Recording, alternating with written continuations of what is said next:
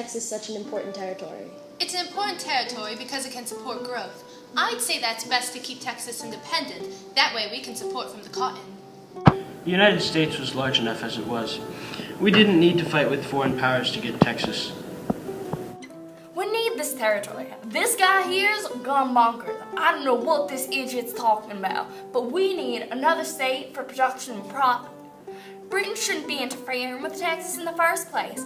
I also heard those abolitionists against us think it because Texas will encourage slavery. Well, they shouldn't be complaining. Their presidential candidate, Sir Henry Clay, even owned slaves. ¿Qué? Yo no hablo inglés. ¿Qué estás diciendo? No es importante que tú sabes qué estás diciendo, pero la cuestión es qué es tu opinión en Texas. No me gustan los americanos horribles que toman mi tarea. He said he is very happy that the Americans took his land. They didn't really need it anyway. Yo siembro mi tierra. Yo siembro mi comida en mi tierra. Yo vivo la comida que yo siembro. I think that the Americans should have my land so that they can have our food and grow it there. How do you feel about all this? Your state is the center of it all. Well, I appreciate President Tyler for inviting Texas to become part of the Union. I feel that the state is now protected from any British schemers or bullies from Mexico. Mexico wouldn't even consider Texas independent. Can you believe that?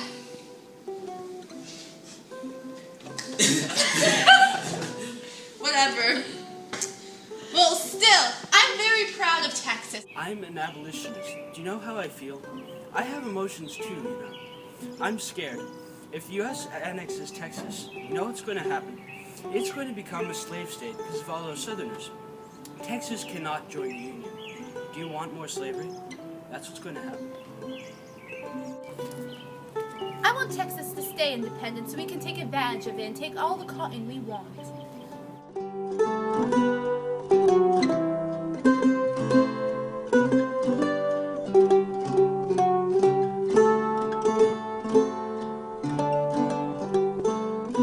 What do you think of all the claims to Oregon going around? Our country laid the earliest, strongest claims to the land. We had many settlers living in the area, especially north of the Columbia. We had prior discovery and exploration in the area. Our Hudson's Bay Company was already established in the area and was trading successfully with the Indians. How can the U.S. insist that Oregon is theirs, all or nothing? The fact that they felt entitled to own land all the way up to the border of Alaska is wrong. The land was joint ownership at the time. Well, honey, I'm afraid that you are wrong, because you only had about like 700 people. We had them come by thousands. Look, we had this guy, Captain Robert Gray, in the 1790s by the Columbia River. He discovered it before you even did. We also had the Lewis and Clark expedition. We found it way before Britain even laid claim to it. No one owned the land before that. I mean, it's our God-given right to own 54 degrees 40. ¿Qué piensas sobre Oregon? Los Estados Unidos eran la culpa al igual que lo fue para la toma de Texas. He says he's very happy that the United States took Oregon just like they took Texas. I don't give a hoot-hot about anyone's claims to Oregon country as long as I get to live there. Britain did let us occupy the land freely, and that was completely fine. I was able to move to Willamette Valley for a while, and I liked it there. Not much changed for me when the United States got it. So, how do you feel about the resolution to these claims? Our cries of 54-40 or fight were not recognized. We used to have all of Oregon. It was a very difficult journey on the Oregon Trail to get there. Get you, horsey! Are we there yet? For the 100th time, no!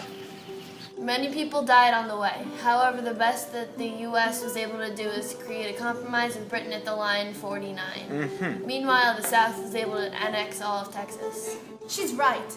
We did offer the 49-degree line. We didn't really want to argue with the U.S. at this point, and really, we'd already taken all the furs from that area. There was no profit in it anymore. Right. Unfortunately, sir, Britain is a far stronger country than Mexico. Texas had been independent from Mexico for 8 years, and Mexico had a relatively weaker army than America. Britain, on the other hand, has the strongest army in the world. Getting into a war with Britain would have been a disaster, especially because at the time we were already a month in the Mexican War. The 39-degree compromise was the best way to peacefully resolve our issues with Britain, and I'm sorry if anybody else has a problem with that.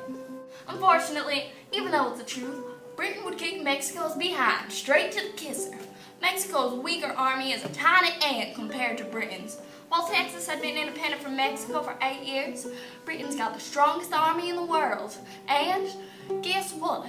Britain would crush your tiny little northern army to bits and pieces.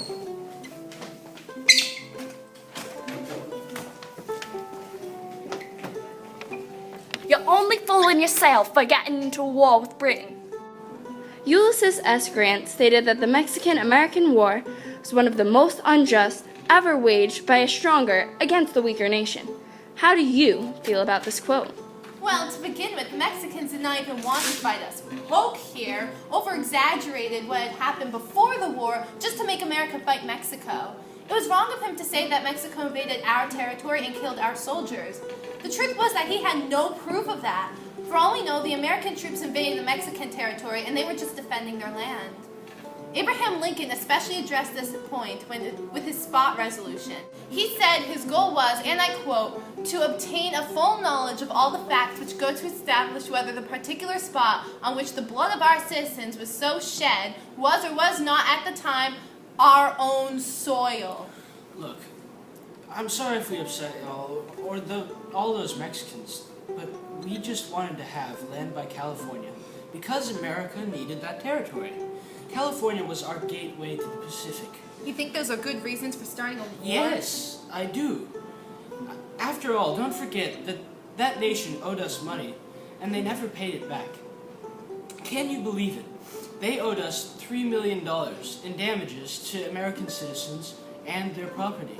That just ain't right. I'm not sure how much you know about America, Sonny, but we got this tradition. When we need to acquire land, first we try to buy it. Then, if that doesn't work, then we'll take action by using force. And those are the decisions I made and the actions I took. That's exactly what I did. I sent John Siddell as envoy to Mexico City to make an offer to purchase California for $25 million.